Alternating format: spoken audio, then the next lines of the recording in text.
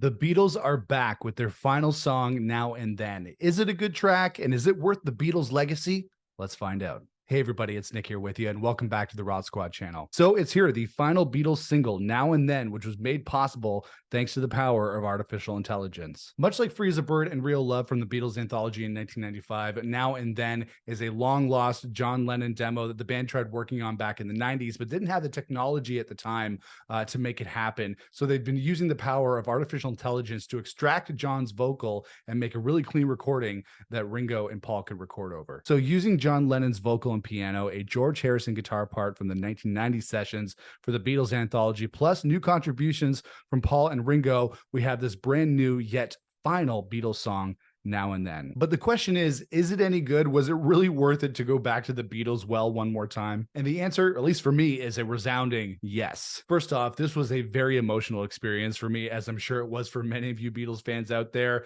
This doesn't happen all the time. As Beatles fans, especially for us younger fans who weren't around when the Beatles were active as a band, this is a very special moment because we're experiencing the release of a new Beatles song for the first time. I was around 12 years old when Free as a Bird and Real Love came out on the anthologies back in 1995. And although I remember those releases very fondly, this was kind of a really new experience for me, waiting this morning with bated breath for the Beatles to drop their new track at 10 a.m. And I couldn't wait. I was so excited. I was like a kid on Christmas. And I felt really emotional hearing John Lennon's crystal clear vocal. I never get tired of hearing him. And the melody of the song itself is very melancholy, but in a good way. Paul, of course, is all over this song with his bass playing and his harmonizing with John Lennon's vocal. You know, we're so lucky to still have Paul McCartney around leading the charge on this. You know, Paul McCartney really is, I think, the biggest Beatles fan on the planet. Nobody loves Paul McCartney more than the Beatles, and you can definitely tell that on Now and Then. Ringo sounds great, doing what he does best, which is just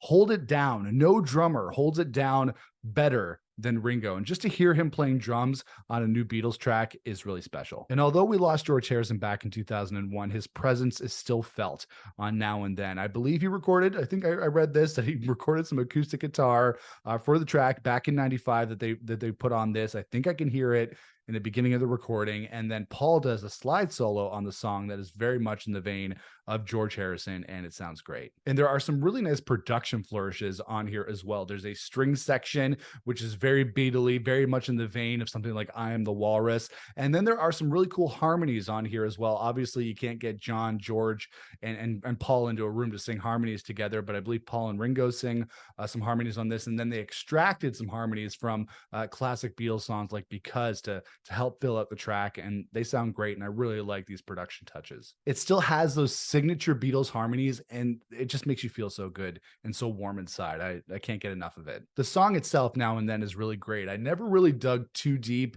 into John Lennon's demos that were put out on the anthology, or his anthology, actually, not the Beatles anthology, or anything like that. So listening to Now and Then as a song was a pretty new experience for me. And although I don't think the song is as strong as Free as a Bird and Real Love, it's definitely the third best out of those three tracks. I'm really glad they completed this song, because I was always really disappointed that we didn't get a reunion track on Anthology 3. So we finally got that this time. I think the only other criticism that I would say of Now and Then is that it's the last Beatles song, that we're not going to get any new music from these four guys forever. I know people are saying, oh, you could release Carnival of Lights, you could probably dig a little bit deeper into some of the solo catalogs, maybe some other John Lennon demos that you could put together, but I think this is like kind of it for the Beatles, and it just left me wanting more. It made me wish that they were still around making music, and made me feel a little bit sad inside, but in a good way. I know they're not an active band anymore, but we have over 200 plus Beatles songs in the catalog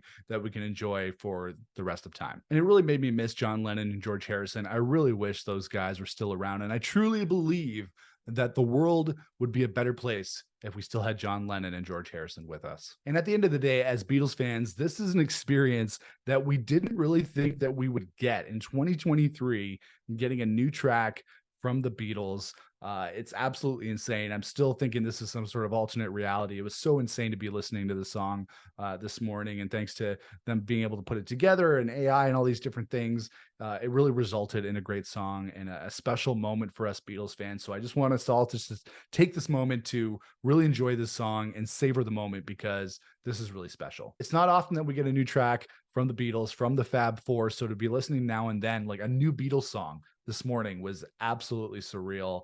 I was waiting with bated breath, like refreshing my computer. I was at work, refreshing my computer for the song to release online at 10 a.m. And I sat there with my headphones on and just took it in and listened to it 10 more times.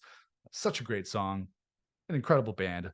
Love the Beatles. Love this song. And yeah, it gets a total 5 out of 5 from me. And that is it, guys. That is my review and reaction for the new Beatles song, Now and Then. How many times am I going to be able to say that on this channel? The new Beatles song, Now and Then. I absolutely loved it. This is awesome. But I want to hear what you guys thought of the track in the comments below. Let me know what you thought of the new Beatles song, Now and Then. It's just a completely surreal moment to be talking about new Beatles here on the channel. Hopefully, we'll be doing a review of the new, well, not the new, but the revamped Red and Blue albums here on the channel coming up next week. So keep your eyes peeled for that. If you like this channel, if you like this video, toss us a like. We'd appreciate that. Make sure to subscribe to us here on the Rock Squad channel if you like what we're doing, if you love to rock out as much as I do and as much as we do here on the Rock Squad channel. Check us out on social media at Rock Squad Pod on Twitter and Instagram. And I'll see you guys again for another video here on the Rock Squad channel. Until then, rock on, everybody.